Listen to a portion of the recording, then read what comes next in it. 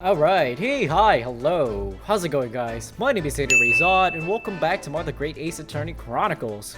Now, before I begin, be sure to like, subscribe, and get that bell on to stay up to date on all my latest videos.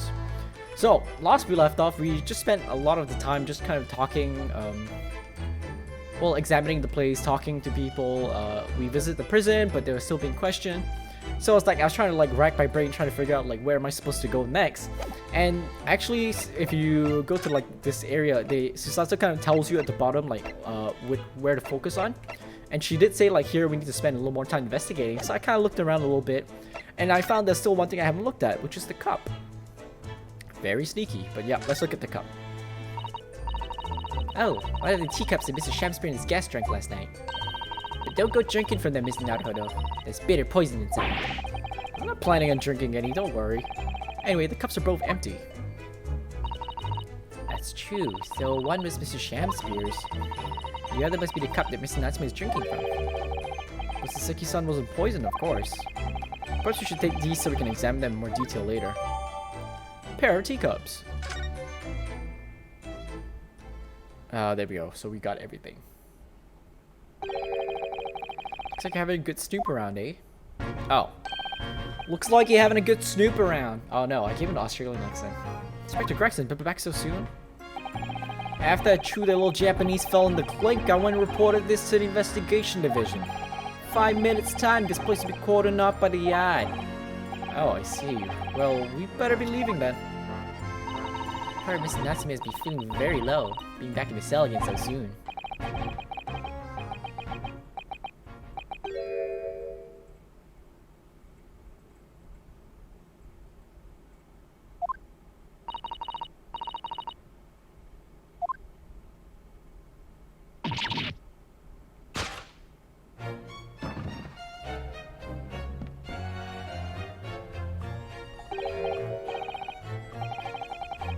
What the frick?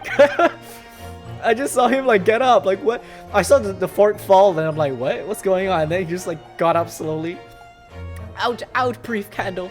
Life's but a walking shadow, a poor player. I don't think that's right. Out, out, brief candle. Tomorrow and tomorrow and tomorrow creeps in his petty face from day to day. This is Life's brief candle. I think it was like a poem that Shakespeare did. Life's but a walking shadow, a poor player that struts and frets, gets hour upon the stage, and then is heard no more. Yeah, it's correct. Sorry. His tale told by an idiot full of sound and fury that struts and frets his hour upon the stage, and then is heard no more. It's a tale told by an idiot full of sound and fury, signifying nothing. Now, how soundeth the next part? It is a tale told by an idiot full of sound and fury, signifying nothing. Yeah. Indeed. Oh, happy day.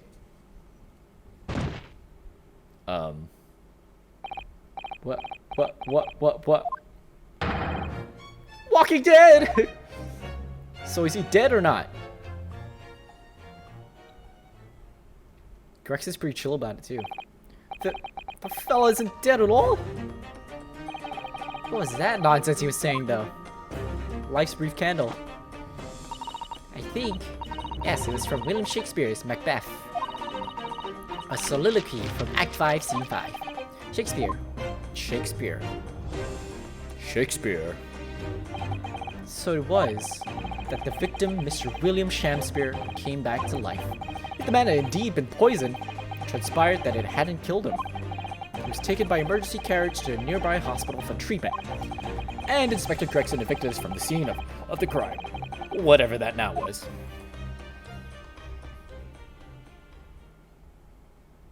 I thought it said to be continued. Oh, it's that guy. That's the guy I saw. The Popeye looking fella. Whatever you think will happen now?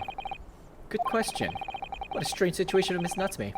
Arrested for murder, but then the victim comes back to life? I think perhaps the victim was never dead in the first place.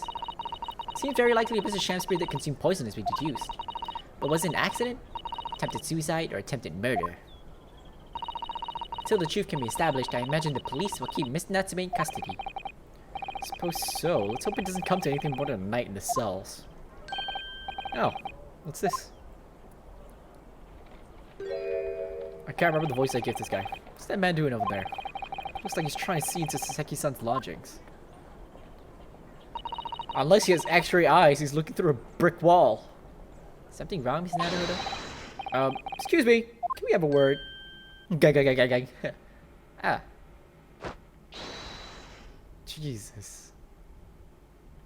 Did he run off? Just ran off, yeah. He did that. You sure I've seen that man somewhere before. Where was it? I do too. But I don't remember. Well, we've done as much as investigating here as we can, I think. Perhaps we ought to go to the prison and speak with Miss Natsume again. Good idea. Okay, now we can go. Hey, buddy. Back in again, I see.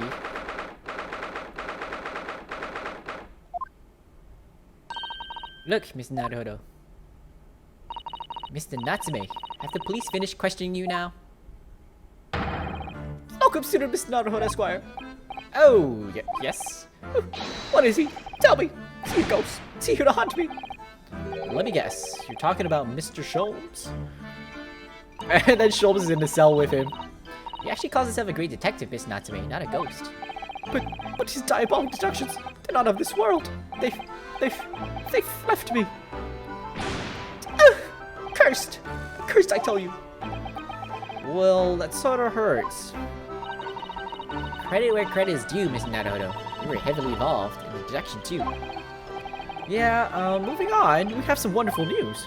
Oh. The victim that we all thought was dead has come back to life again. Now, in the absolutely worst case, you could only be tried for attempted murder. That's great, isn't it, Miss Natsume? Terrible! Oh. I'm stuck in a cell, suffering for some silly wrong end of the stick. You did it, didn't you? Confess, you're a killer. Why the mustache?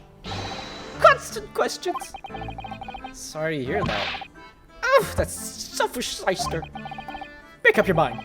Are you dead or alive? If you were going to come back to life, why bother dying? Wickedly wishy-washy William. Well, it seems likely that Mr. Shamspear is never actually dead in the first place. Yes, that might make more sense. And I'm pleased that he's alive, of course.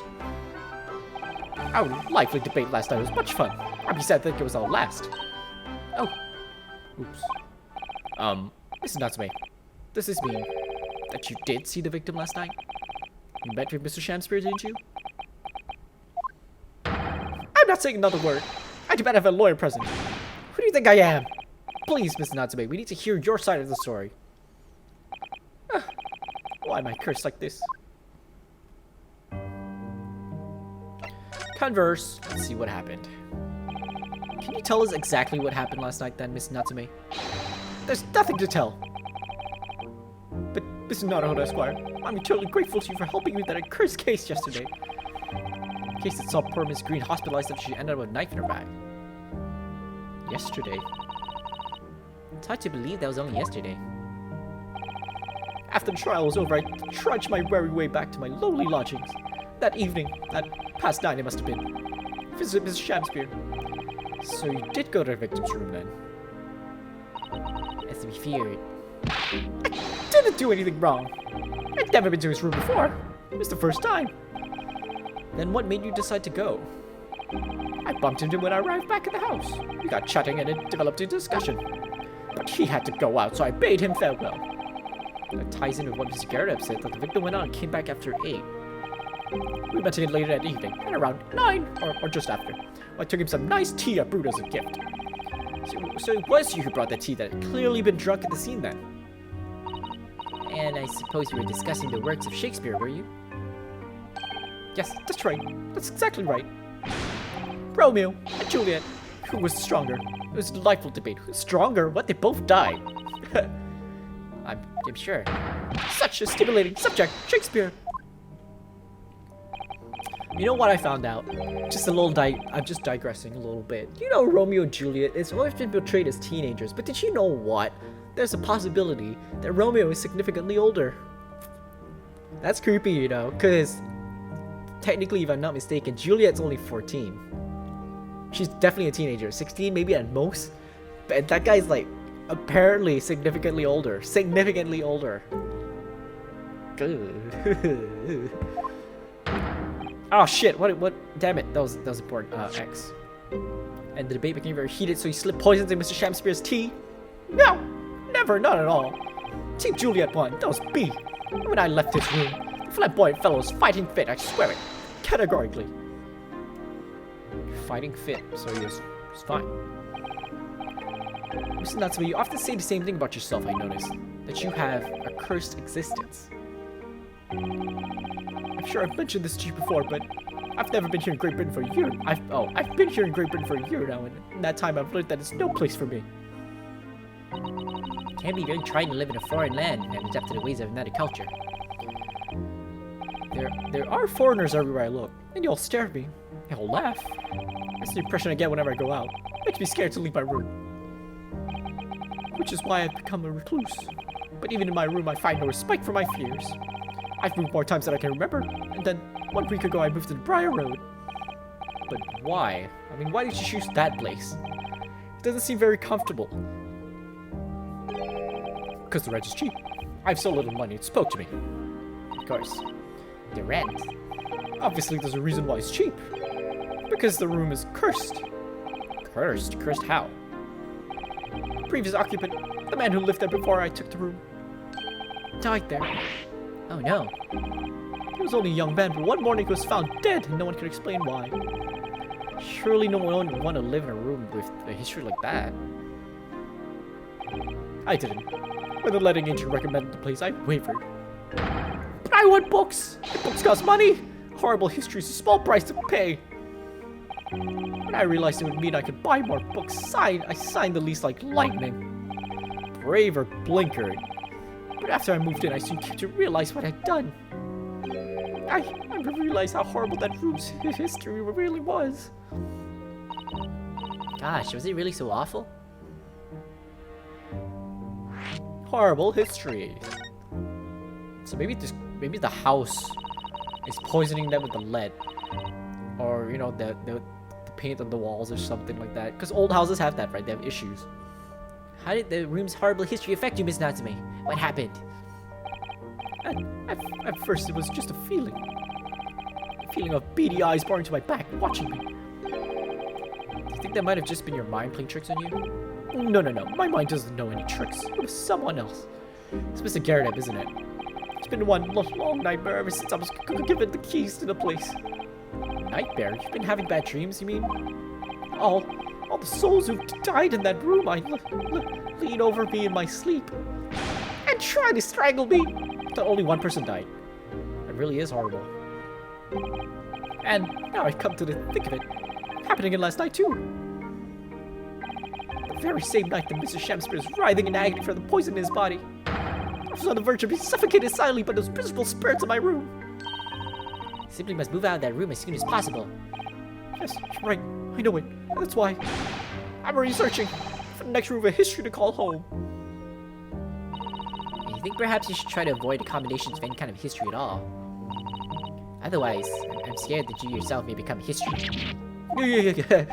Whoa, Sato knows how to make the man listen.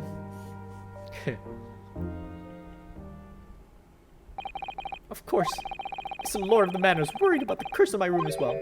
You mean Mr. Garrett? Yes. He knew that if people kept dying there, he'll never be able to rent it out again. Well, that's true. I, for one, wouldn't go near the place. Ah, perhaps. That may explain why the landlord pays so much attention to the gas lamps in his tenants' movements. You mean because he's worried about their well-being? He does seem to have an unusually keen interest in the amount of gas in the pipes. Must be a reason why he keeps such close tabs on occupants of his let rooms. What do you mean he pays so much attention to the gas lamps? Oh dear, no, and it's nothing to do with you, Miss Natsume. Please forget I said anything. Oh, now you're talking about me behind my back as well. What's important is that Mr. Shamspeare isn't in fact dead at all. Once he's come around and he's able to tell us what happened, we'll be able to get you released. Yes, please. Oh, I do hope you're right. It's not that easy, is it? Excuse me. Inspector Gregson. Couldn't help overhearing what you just said. And on that note, I have some good news and some bad news. Oh. Which do you want first? Always, every time, bad news comes first. When hope is all you have, hold on to it. It's my guiding principle. Right, well, in that case, the good news it is. Huh? Sorry, but it's just a lot easier to explain everything that way. Then why did you ask me my preference? As you might have heard, the victim, Mr. Shamspear, was just unconscious. He's come round now. Yeah, saw it happen in all his terrifying glory. He's still being treated by the doctors, but we managed to get a written statement from him already. Oh, isn't that wonderful, Miss Natsume? Oh, thank goodness. It's all over then. I can leave this somber cell. Sorry, no, that's not on the cards. What? Why ever not, Inspector?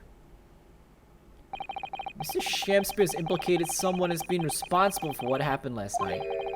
Implicated someone? Oh dear. You don't mean...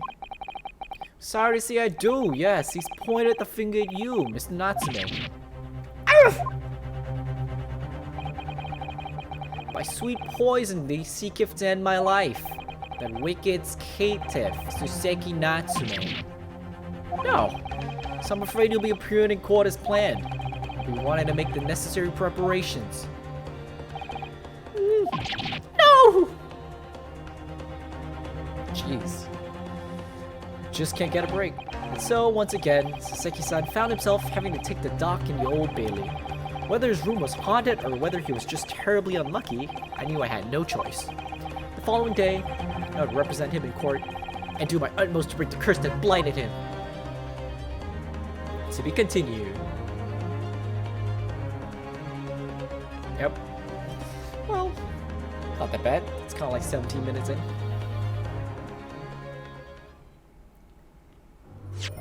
Okay, we don't have to save it right now.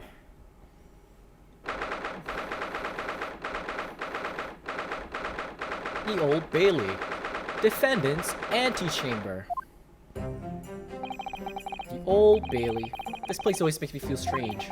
Just to get chills down my spine and break out a nervous sweat all at the same time. Well, I didn't think I'd be back here so soon. That's my line. Yep. Good morning. Oh, good morning, Mrs. Natsume. It's only 2 days ago that I was declared not guilty here. Yes, somehow managed to prove you didn't stab Miss Green in the back. But now this! Another morning, another murder! Here I am again in this hellhole! Can't keep coming to court!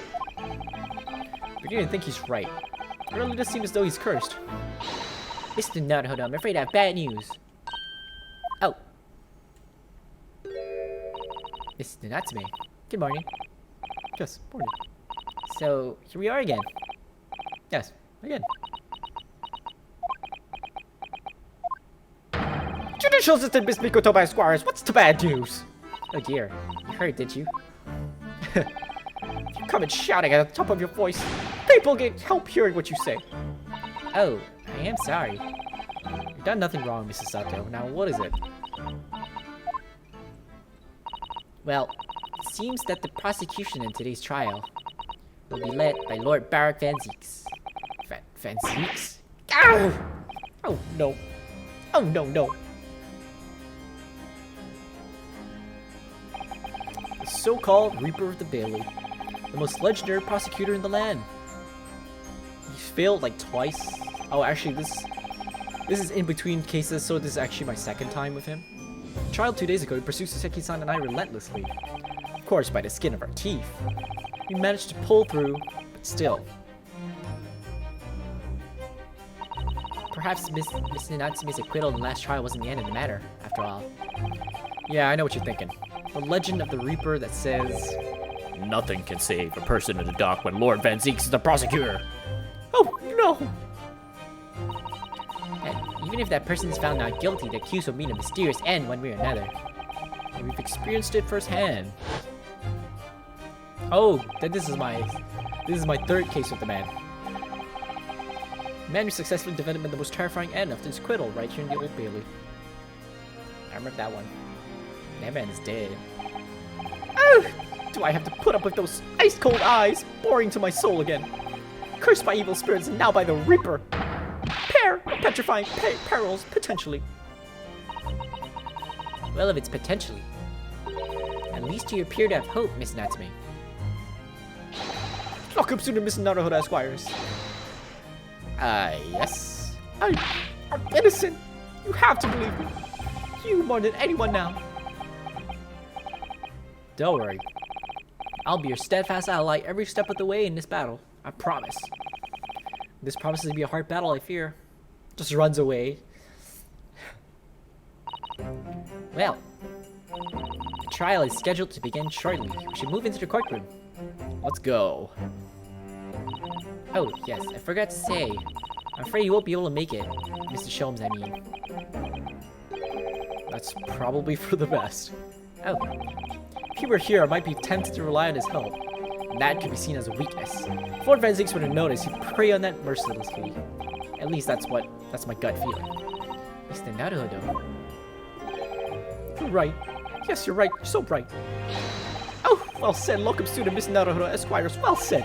I swear in the sword. Oh, I swear in the sword at my side and on the spirit of Kazuma that it harbors. I'll show him what a Japanese lawyer can do. I'll set you free with honor. Oh, yes.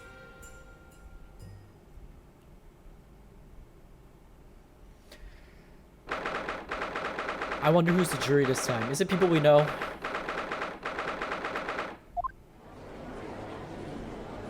One, two. A lot of familiar faces, actually. In the name of Her Majesty the Queen, I hereby declare this court to be in session. I now call upon the counsels for the prosecution and defense to declare their willingness to proceed. The prosecution is ready. Defense is ready, my lord. Readiness for the trial, my learned Nipponese friend, is not what the defense needs. What you need is readiness for your inevitable defeat. You always say that.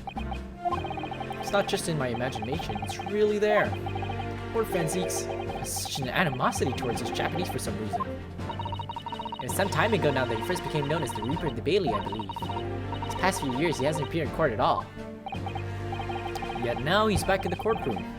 Though for some reason, only when I'm defending. This Reaper, with his curious disdain for his Japanese, is a prosecutor shrouded in mystery. Still, this isn't the time to be pondering that. I have to concentrate on Soseki-san's trial. Furthermore, I now call upon the 6 ladies and gentlemen of the jury. You have been chosen at random to represent the will of the people in this trial. Are you ready to fulfill your duty? You again. Absolutely. I had a feeling this larrikin wasn't innocent before. You again, too. I must say that I feel especially ruthless on days when my hat refuses to sit right. Oh, well, I rather like how you're wearing your hat. The ruthless look is very fetching, actually. This one's cute. I need to be somewhere at 10 o'clock. I have a very important meeting. Let's make this quick. This guy's back. Couldn't agree more. I need to take home Fly Bob tonight, or the missiles will go through the roof. Oh, may the Lord show us all the light here, and lead his flock to the righteous verdict. Why is he always such a different personality? Like, he showed up 2 times now. The first one was as a forgetful dude. Second one was as a doctor, and now he's like, holy? British jury system is so very different to our own, isn't it? We don't have a jury system in Japan. Quite extraordinary to think that the power of judgment is in the hands of 6 members of the public, and that the judge can only pass sentence when all jurors are in agreement about the defendant's guilt. 6 citizens of London chosen at random? Or at least that's the idea. The prosecution will draw attention to the fact that the accused was on trial here but 2 days ago. Accordingly, where possible, the same jurors have been asked to return for duty today. Oh, that's why. Very well, let us commence the trial. Lord Van Zinks, your opening statement, please. Ladies and gentlemen of the jury, it is not the intent of the prosecution to cast doubt over your past decision. However, the innocent verdict afforded to this eccentric Nipponese before has had dire consequences. Did the accused repent for his wrongdoing in that affair? Far from it. Instead, he used his freedom to perpetrate a most blood-curdling crime, namely that of the attempted murder of his neighboring lodger, an innocent Englishman. To explain the circumstances of the crime, the prosecution calls its first witness to the stand. Just chose in the middle. the detective responsible for investigating the scene and the accused himself. Here we go. Witnesses, your names and occupations, please. Yes, sir. Tobias Gregson, Detective Inspector Scotland Yard's Homicide Division. Oh, Soseki Natsume from the Empire, Japan. My government ordered me to come here as a student. Just to study your language and culture. Mr. Natsume. Yes, my lord, sir. I'm quite sure I'm not mistaken. That you swore an oath never to set foot in my courtroom again. I remember it as it was yesterday. The day before, in fact, my lord, but close enough. Believe me, this is the last place I want to be. Inspector, let's hear from you first. Explain the case for the court. Right you are, sir. Okay. The incident occurred at the Garrett household where the defendant has lodgings. The ground floor room of the victim, Mr. William Shamspeare. The defendant had already admitted to visiting the victim on the night in question. Mr. Shamspeare collapsed in his room as a result of poisoning by strychnine. He was found the following morning when the landlord, suspecting something was wrong, broke down the door. This means I presume that the door to the victim's room was locked at the time of the incident? Correct, my lord. It was locked from the inside, making entry to or exit from the room impossible. Although the victim, Mr. Shamspeare, lives to tell the tale, he very nearly didn't. The man was halfway to heaven when we first found him. I was the first officer in the scene, my lord. And I have a photographic print here that I took at the time to show how it looked. Anything out of the ordinary? Yes, there is. It's a puddle. Could be a gas leak. Yes, a chilling scene indeed. The man looks very much deceased. That's right. Everyone present believed that that's exactly what he was. You didn't even check his pulse, did you? Very well. I shall accept this photographic print as evidence for the court. Cool. Now then, Mr. Natsume.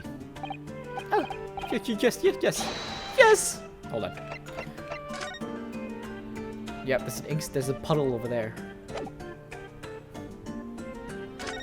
And the letter's not on the floor. Interesting. As the defendant, do you have anything to say at this juncture? They're haunted. Haunted by evil spirits. Good gracious, what haunted? My lodgings! There's been a whole series of strange happenings in my lodgings. The tenant before me died in mysterious circumstances. A woman was stabbed by no one on the street outside. My neighbor was poisoned. And me! What about me? I've nearly been killed countless times. Killed, Mr. Natsume? How? Even on that fateful night it happened. When I returned from Mr. Shamspeare's room, I lit my gas stove and climbed into bed, but before long, the stove went out. And somebody tried to kill me! You must always extinguish all fires before retiring for the night, Mr. Natsume. But it's so cold. My runny nose would freeze. The point is, I didn't poison my neighbor. Oh, why am I being accused of this? Why is my existence so cursed? Thank you, witnesses. I believe I have a reasonably clear picture of events. If I could raise one more point, my lord, one more conclusive point. Conclusive? Go on. Fortunately, the victim, Mr. Shamspeare, has regained consciousness after his ordeal, and he has named the true culprit. The poison consumed by the victim was administered in a cup of tea that he drank on the night in question. Tea, my lord, that was brought to the victim's room by the accused. The accused? Good grief! Order! Order! Yes, that's the crux of this whole case. If Soseki-san is innocent, then why is the victim accused him? Maybe he doesn't know himself. Because he drank tea and assumed it was poison, maybe? Well, Mr. Natsume, what have you said to this accusation? That evening, yes, I did take things of freshly brewed tea with me when I visited Mr. Shamspeare's room as a gift. The public water pump outside always freezes at night, so I bought bottled water especially to make it. This is the result. Never will I touch tea again, never! Public pump was frozen, you say? It's not information we've heard before. That will do. Thank you. Now, according to our laws, the defense must have the opportunity to cross-examine witnesses at least once. Therefore, I call upon these witnesses now for formal testimony. I presume the prosecution has no objection. None whatsoever, my lord. Good, then you will give your account of events on the night in question to the court now. Yes! My lord!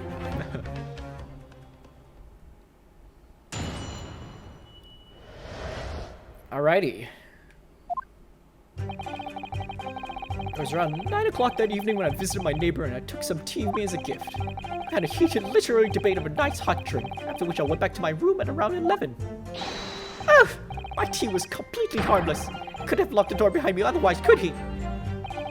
Strengthening takes some time to have an effect on the body. People don't keel over immediately after taking it. The victim would have been perfectly able to lock the door after his guest left.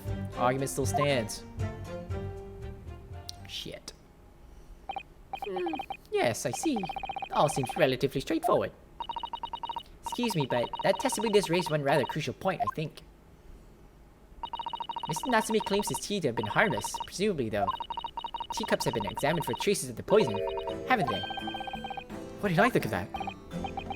Well, as it happens, no. We haven't been able to. Did I hear you correctly, Inspector? Scotland Yard has failed to examine the suspect's substance. How could you have overlooked something so important? Is that the first thing you should have done? My learned Nipponese friend is falsely incensed. The inspector said Scotland Yard was unable to examine the tea, not that it was overlooked. Unable? Why? Simple enough, there was none left, not a drop. Someone must have been very thirsty indeed. With current scientific techniques, it's not possible to test for poison under such circumstances. We only need a drop, but that one drop does actually have to exist, funnily enough. Lack of examination notwithstanding, it appears nothing other than the tea passed the victim's lips on the night in question. I see. Thank you. The matter is clear. Cast your eyes over the jury, my learned friend. What? You can see it in their faces, I'm sure. The recognition of the accused's guilt. Your client's fate is all but sealed. In mere moments from now, you will lose, and your compatriot will be damned for all eternity. He's right. I can feel all 6 of the jurors looking daggers at me. But I can't let them beat me down. I won't. Counsel for the defense, proceed with your cross-examination. Yes, my lord. Alright. I think I'll leave this episode here at the cross-examination. I'm not sure what's going to happen. So far, we have some details, but we don't have all of them. The letter, for one, the bar of soap with the little mark in it, and then the picture that Gregson took that has like a leak under the box or something. I'm not sure what that is, but that might come into play. I'm not sure if that yellow dress guy is important as well. I assume he is because he's such a unique looking character, but we'll find out. So for now, if you like what you see and you like what you hear, be sure to like, subscribe, and get that bell on so you stay up to date on all my latest videos. As always, be safe, take care, and I'll see you when I see you. Peace!